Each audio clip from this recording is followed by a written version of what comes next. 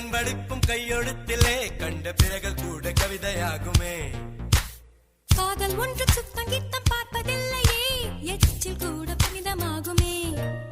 குண்டு மல்லி 2 ரூபாய், உன் குந்தலேறி உதிரும் பூ கோடி ரூபாய். 5 மிட்டாய் 5 ரூபாய், நீ பாதி தின்று தந்ததால் லட்ச ரூபாய்.